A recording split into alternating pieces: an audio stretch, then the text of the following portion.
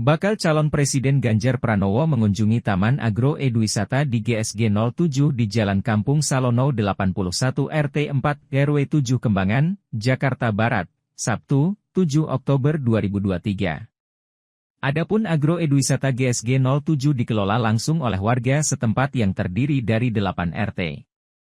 Kedatangan Ganjar untuk berdiskusi dengan pegiat petani kota dan warga setempat soal ketahanan pangan.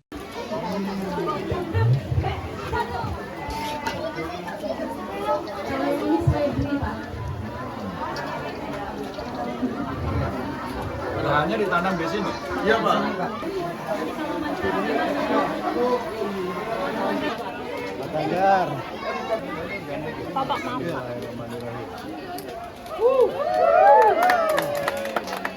Apapun suka. Kalau pakai putih itu harus. Iya benar. Kalau ini kan jadi bentuknya. Memang di sini semua sayuran semua tadi di sini semua organik. Iya. Ini menarik karena mereka memanfaatkan lahan. Ini lahan kosong yang mereka pinjam dan kemudian dimanfaatkan. Terus kemudian ada anak-anak muda yang punya keterampilan membantu warga yang ada di sini sehingga lahan-lahannya bisa dimanfaatkan secara optimal. Dan yang menarik ada juga yang mengolah sampah. Maka kemudian ini menjadi ruang yang menarik karena ngantong enclave di dalam kampung di tengah kota. Tapi mereka bisa tata dengan baik, banyak sayuran, orang bisa piknik ke sini dan kemudian mereka bisa menikmati suasananya. Manfaat. Dan ini bisa dikembangkan karena tadi banyak yang menyampaikan nggak punya lahan. Lahannya di tembok aja bisa kok, di kemiringan bisa. Ini butuh memang pelatih-pelatih, relawan-relawan yang mau untuk membantu mereka. Saya kira ini kreatif. Jadi saya usulkan gang-gang masuk itu daripada kosong, kasih aja hiasan sayuran. Kayak tempat tadi kita mau masuk itu ditanam terong gitu. Sehingga tanam hiasan di kiri kanan terong. Tapi menarik karena bersih gitu. Pak, ini kan masalah kedaulatan pangan ini kan juga menjadi masalah penting juga ya Pak, apalagi ya, juga di perkotaan. Sebenarnya juga setiap keluarga bisa berdaulat. Artinya ketika harga cabai umpama ya naik, mereka tanam sendiri. Maka kalau dulu orang tua kita ngajarin kita apotek hidup, terus kemudian warung hidup, ternyata ibu-ibu di sini masih hafal juga soal itu. Dan mereka lakukan itu, bahkan beberapa diantaranya mengolah, bahkan sampai tidak dikonsumsi sendiri, sampai dijual. Nah ini kita bisa berikan dukungan kepada orang-orang yang punya kemauan, tekad yang bagus, dan itu tadi bisa memenuhi ketahanan pangan kita. Kecil-kecilan. Tadi selama kunjungan di sini ngelihat apa-apa aja nih Pak? Ya tanamannya banyak ya, ada terong, terus kemudian ada kangkung, selada, tanam cabai. Tapi ini ada bonsai juga di sini. Ada taman, ada tempat yang ditata rapi sehingga anak-anak bisa piknik gitu ya ke sini. Orang akan bisa menikmati suasana yang berbeda di tengah kota ini. Ya. Terkait ke kebun ini, adanya kebun di Poktan GSG 07 ini adalah itu perluasan dari gang hijau. Kebetulan di wilayah RW 07 ini terbentuk sekitar 6 gang hijau. Jadi kebetulan gang hijau di sini hidup semua dan untuk urban farming terutama sayuran. Jadi kayaknya untuk kebutuhan itu hanya mencukupi untuk kebutuhan keluarga. Jadi kita berencana sama pengurus wilayah dan anggota-anggota pertanian di sini untuk membuka lahan pertanian. Kebetulan di sini kan tanah ini kan tanah lahan tidur, jadi nggak dipergunakan. Jadi di sini kita manfaatkan bersama warga untuk pertanian, untuk ya minimal kita untuk kebutuhan konvensional, minimal untuk kebutuhan warga di RW 07. Pak, boleh tahu dari tahun berapa sih Mas mulai terbuatnya?